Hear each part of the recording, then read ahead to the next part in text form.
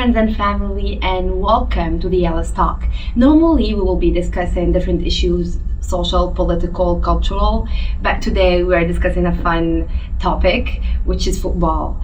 Thanks to a brilliant man, actually, who is doing his PhD on how to guess the football scores and how the teams will be scoring on football using a software. So he's doing his PhD on this topic. Welcome, Samad, and thank you so much for being with us. Hi, and thank you for having me. For sure, yeah. It's so lovely to have you here. We have been friends since forever, and I'm so happy to talk to you about your PhD now. Yes. How's it going? A little bit complicated. It's the early stages, but yeah, we're going somewhere. Yeah, you are going there. I trust you about it. So what is your major again? Generally, it's data science. The topic is how to detect fraud detection in credit card transactions. Yeah. And recently we have been doing a prototype, just a fun project with my supervisor, how to predict the World Cup matches. Wow. And congratulations for the Moroccan team. Well, not quite congratulations, we lost yesterday, so... The semi-finals, are you serious? Yeah, it's a legendary accomplishment. We have given every small team in the world the chance to dream, to do something, no matter how the differences between us and the major teams in the world. So yeah, it was legendary. Yeah, it is legendary. And actually, because I'm Moroccan, of course, I got a jersey from Morocco from this website, and then this is what I got. I will show the camera. That's not so bad. Japanese jersey. This is the Japanese jersey. I paid £80 for a team that actually I like. They have done quite well too. They beat Spain and they beat Germany. They did a very good World Cup too. Yeah, I know. But it's just not the jersey I wanted, because I'm Moroccan, so I wanted the Moroccan jersey, and then I got this. But it's fine. It's fine. I'm still wearing red. So. Yeah. I'm wearing red today for the Moroccan team. What they did was quite good, to be honest. It was magnificent. I don't watch football normally. I don't like it. But thanks to the Moroccan team, I'm becoming more of a fan, thanks to them. Yeah. Who is your favorite player, by the way? It's Messi, yes, of course. No, in the Moroccan team. Oh, in the Moroccan team, that's a hard one, because they all played very well. They did. But I would say Hakimi, yeah, he's on a whole new level. Yeah, really, he's I guess so. Do you want to know who is mine? Let me guess, Ziyech. It is. Yeah. Can I say something to Ziyech though? Of course. Yeah. Ziyech, what he did was incredible. الأجمل من ابتسامة زياش تمريرات زياش، والأجمل من عيون زياش أهداف زياش. He was just perfect. Yeah. He made it, and we are so proud of him as Moroccan. Yeah. Now let's talk about your project. So what is it about exactly? What are you doing, with the prototype that I'm interested in, about guessing the football scores? How do you do it normally? Well, we were talking, me and my supervisor. We have a really close relationship, and he's a football fan too. Yeah. And we were having a coffee, and he told me if I'm going to watch the World Cup, in a pub or something to watch together. And I told him, just for fun, what do you think we can make it as a project to, predict this World Cup matches? Yeah. Let's do it. And he was enthusiastic about it, and he guided me through. And we had an accuracy of prediction of this World Cup of 67%. Really? Yes. So if we have put money on it, we would be millionaires right now. Why? So we haven't. Why didn't you? But 67% of accuracy, it's quite good. Yeah. But I heard that the supercomputer in this World Cup, they used this supercomputer to predict things, and just a small notice. Yeah. Oxford University, they have done a similar project. Okay. And they had an accuracy below 50%. Really? Yes, they had screwed the module, and really? It was really bad. Yeah. It's quite popular. People in the internet are mocking that module. Really? Yeah. So you are beating Oxford? Yes. Go, Leeds buckets, go! Yes, sir. It's quite interesting though. But what I wanted to mention is how this supercomputer predicted the football games, and they predicted that in the finals we will see Messi and Cristiano Ronaldo like playing with each other in the final World Cup, but the Moroccan team just like beat Portugal, and it was not the case. So what is like, how much could like these kind of softwares and systems be accurate? Well, the main idea about football prediction is you take historical data, like you see the past, how, for example, did Morocco in the recent games, how did England, how did Spain, and you try to predict based on these metrics, on this information. But what we did was more than that. We have collected information about players' injuries, about formation change, from Twitter, from all the news, the media in the world. On top of that, we have built a quite new module that based on these metrics. So it was quite new in the football prediction field, what we did. Yeah. And plus of that, we have added, like betting companies put odds on teams. Yes, yes. And they have inside information, like from clubs and teams. So they based on that inside information their module. So we have implemented that rating system and added to ours. Okay. That what made our accuracy pretty high. Yeah, pretty high. Yeah. But it's still like sometimes it's challenging because some good surprises might happen, like with the case with Morocco. Yeah, I don't think you predicted that. No. Look at us. That what made Jamal 67. If he wasn't from Morocco, it would be much more higher than that. Yes. So you are not succeeding basically because of your team. Because of Morocco. But still, it's a good surprise. Yeah. You are not doing it in your PhD, but still you are doing it on the football, right? Yes. You are still working on it. So these kind of systems can be used in gambling, right? Well, yeah, basically. Is it dedicated to gambling projects, like to sell it to gamblers? Even gambling companies like Bet365 or XBet use these modules and they invest like billions of dollars of these modules to make their rating system and their odds system. Okay. So it's already happening in the world right now. So, like, what you want to do eventually with this program you are making with your professor, do you want like to sell it afterwards to a specific company? We have talked about it. At first, it was just like a fun project for the World Cup because we've been watching games together. Yeah. But there's a possibility we can implement it online for people like to use it to gamble and win money. Why not? Yeah. That would be interesting. But then, is like, do you have any limitations when it comes to this kind of projects, like predictions? The limitation is the accuracy. It's never 100% accurate. This is the problem with data science and statistics in general. It's just predictions. It's just using math and statistics to predict stuff. Yeah. But it's never 100%. You cannot know for sure. It's never 100%. Yeah, it cannot be 100. But this is the only limitation, right? Yes.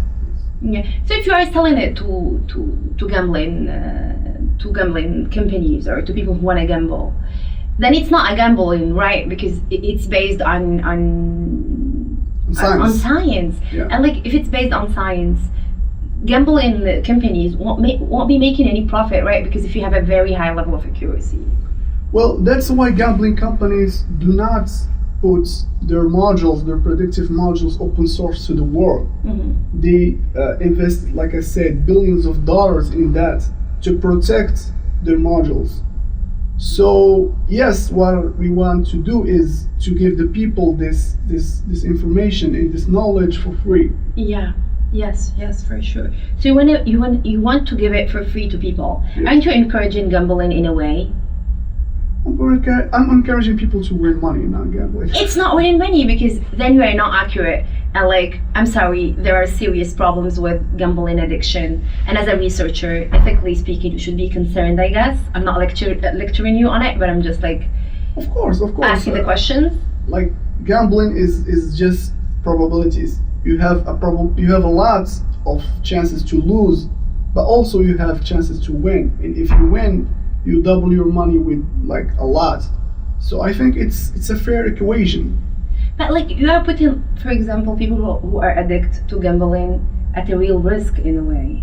Do you consider this in your research? Because as also a limitation, because then some people would be putting a lot of money, losing a lot of money. By the end of the day, it's just a 67 accuracy and just on one World Cup. And it's not like the system is not repetitive and you cannot be 100% sure. And this like can put a lot of people at risk. Look, if you see things from that vision, like anything in the world can be treated and used in a bad manner, even the internet, even machine learning, and anything.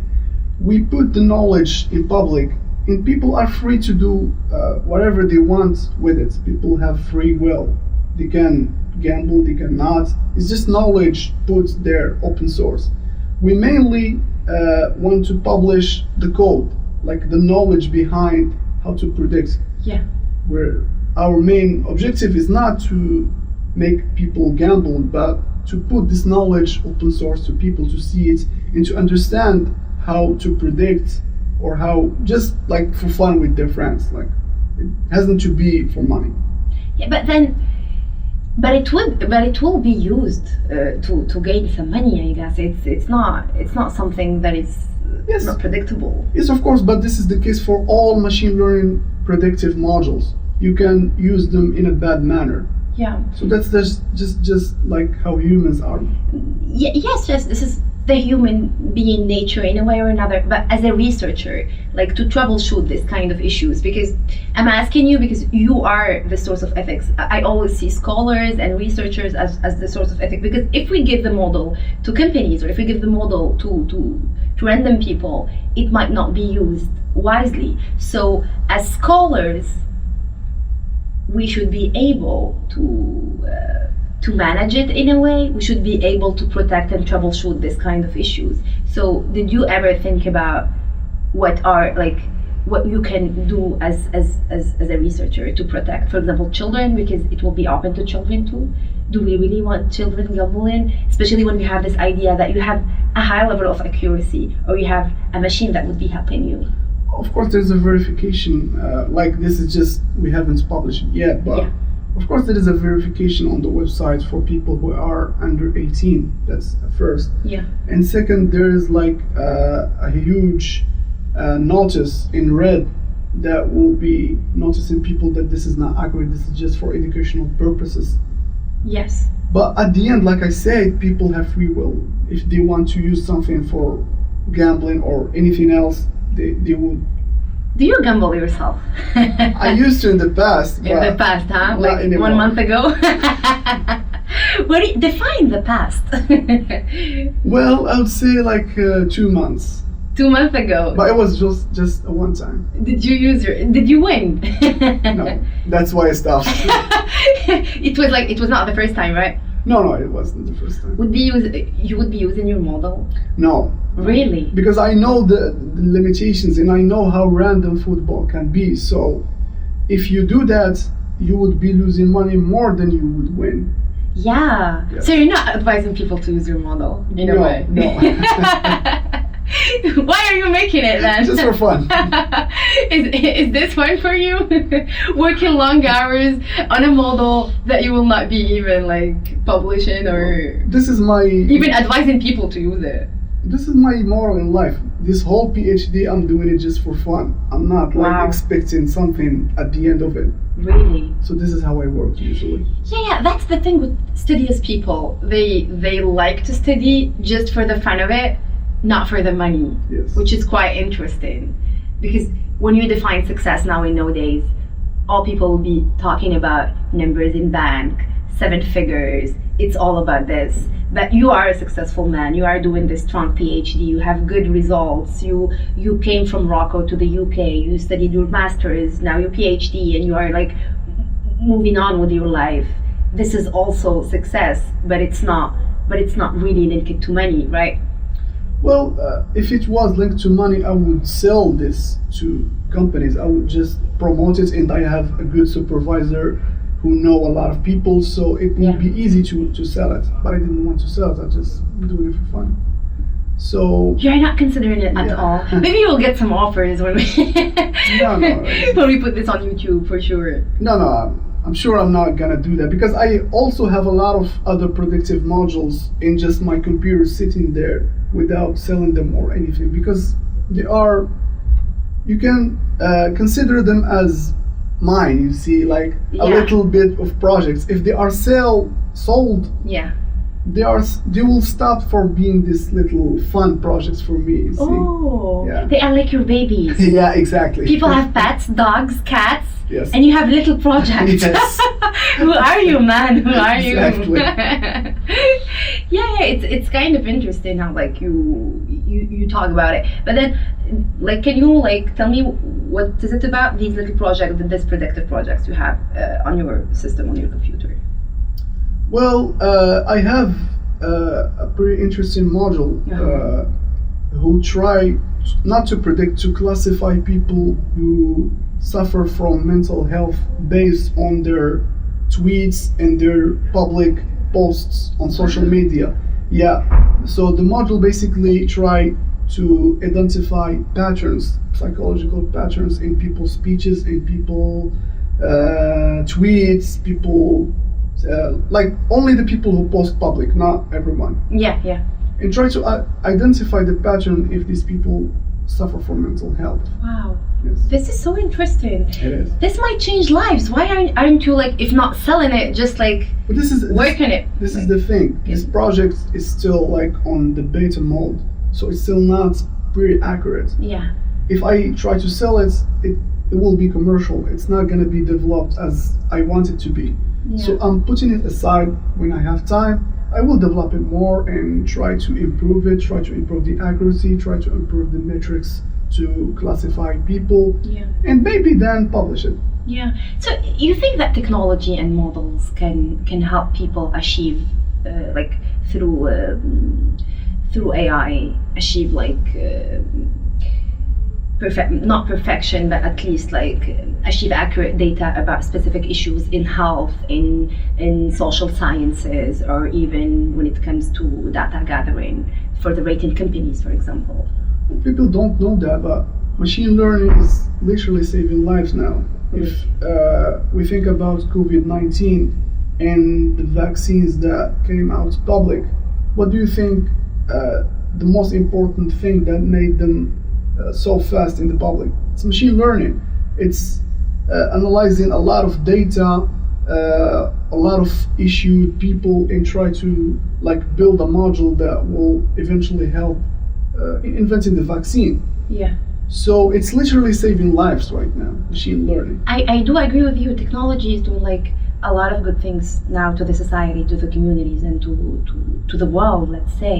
But there is a bit of a concern that I always had as a human being and also as a working woman. What if the artificial intelligence can replace people? Would we like be one day jobless? Well, it is happening right now. Yeah. Like if now, when I think about my previous job in Morocco, Yeah. I would tell you that I can build a model now that will replace like at least 20 people. Yeah, eventually. Like right now you can Yes, build a right model. now, because they are analyzing data like on a daily manner with their hands, and I can just do that with the automatic module. There's no need for people. But this Wow. is not the real issue. The real issue is that machines and machine learning in AI has become much more powerful than human. The things that a module or an AI machine can do is Yeah. much more than our brain can do. Yes, that's true. And the scary thing is if these machines somehow, now it's not theoretically possible, Yeah. it's not practically possible, but somehow if they gain consciousness or emotions in the future, Yes. it will be the end of humanity. Literally. This is how you see it. Yes, Coming yes, from the it's- scientist. It's a scary fact, but it's not, like I said, it's not theoretically possible. But it's just one step.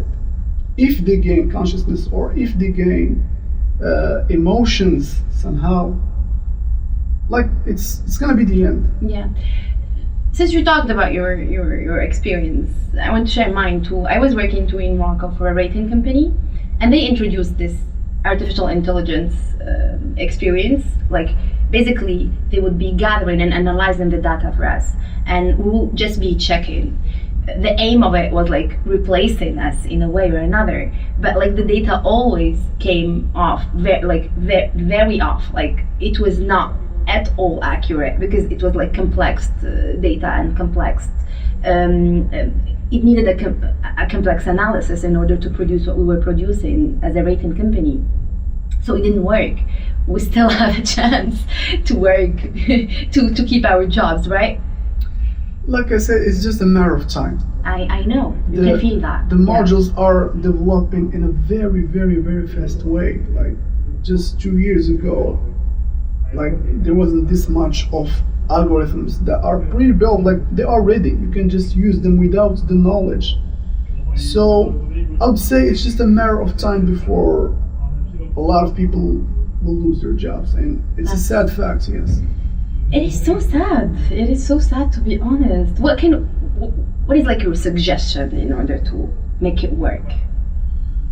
My suggestion is to change the educational system. Like there's a lot of majors that can be replaced, like I said, with machines. So instead of teaching people something that will be useless in the future, maybe try something that won't rely on machines, something that can be reliable in, for example, like 100 years or so. Yeah. That would be my suggestion. The talk should start from here, actually. Like, since we are now inside academia and we can like move it around and shake it around, as students, as professionals too, because we are professionals at the same time, we should be voicing it to the academic level, because I do feel that too. We are really not like, we are dissociated with the reality, with what's happening in the market. So you got your degree, and then when you go, you need to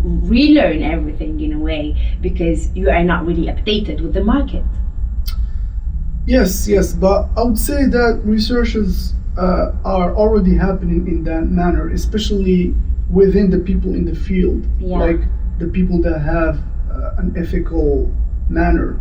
They are doing research to people, like how to prevent this problem in the future, how to prevent people to go jobless. Because if that happens, even the AI won't matter. Even if you are a data scientist, won't matter, because there will be riots, there will be chaos. People will be starving because they are replaced with machines. So it's not good for all people, not only for the people who are jobless. So the research in the movement should start from within us, from within like the people who understands the field, who understand the risks of machine and AI. Yes, that's so true. And like, we should be aware about it in a way or another. That's so interesting.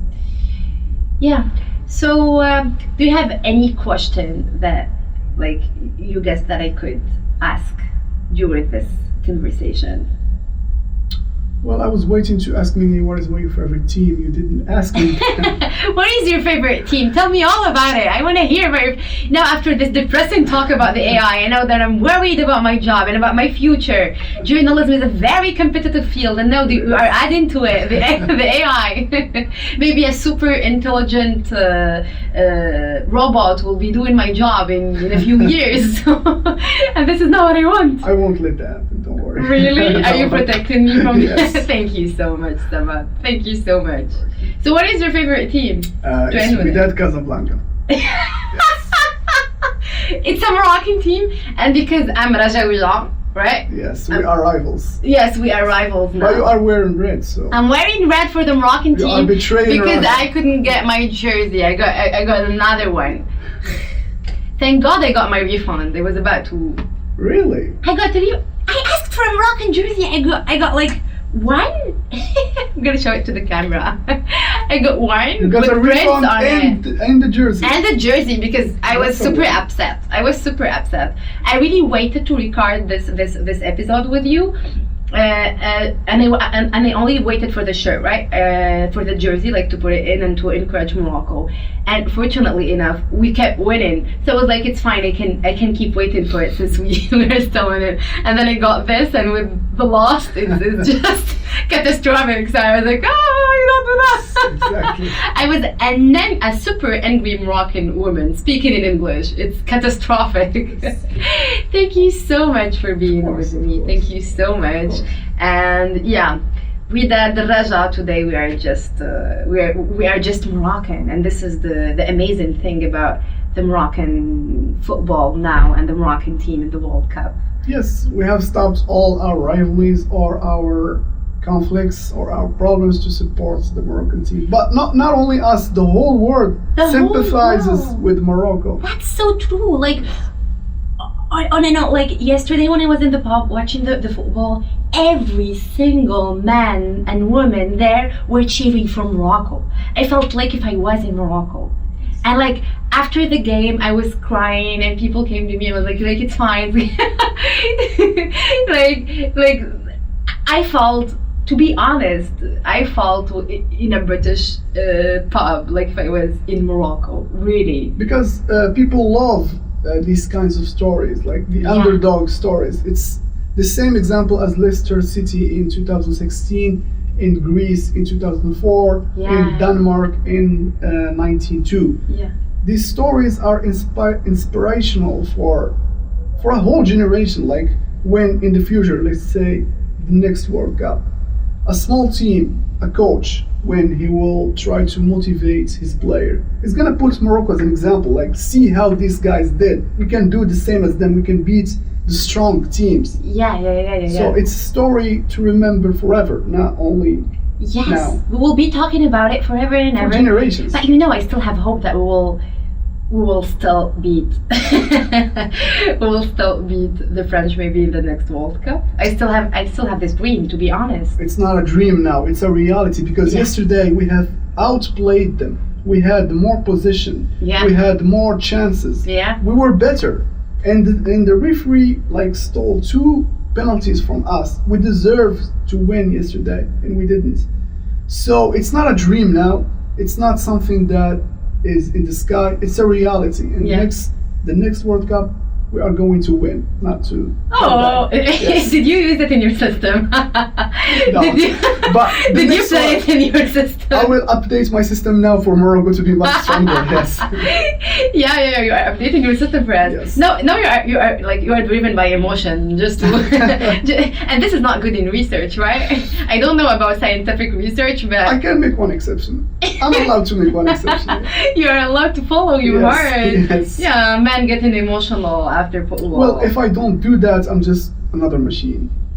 I'm just like AI. Yes. Exactly. Yes. Yeah. That's the thing. Maybe emotion can help you predict even better. That's the only difference between us and machines Yeah. and AI. This is the only difference Yeah, between that's us. true. Yeah, that's so true. That's so true. But thank you for considering Morocco, and congratulations to Morocco. To be honest, we played amazing, and I felt very Moroccan, although I was like miles away. And we were talking about the matches a lot. We watched a bunch of them together, and I'm just like so thrilled and so proud Yeah. And please keep Regragui and Ziyech for the next 4 years. Please do that. I will go next year. Would you go with me? Yes. In Yeah. America. We are going to America. In What's the wrong with USA, that? Of yes. course, in the USA, we're gonna party and cherish the Moroccan team in the US, like the US way. Okay, we can do that. We can really do that. So here our episode came to an end. Thank you so much. Thank you to the Moroccan team. This episode is dedicated to you because you made us all proud. You made us all happy. All the people in the UK were cherishing for you. Like I have Indian friends, I have Pakistani friends, I have friends from all over the world, from Italy, Spain. Everyone was cherishing for the Moroccan team. Thank you so much for making us proud. And have a beautiful day, and if you like the content of this episode, hit like and subscribe, and have a beautiful day. Bye bye everyone. Bye bye family. Bye.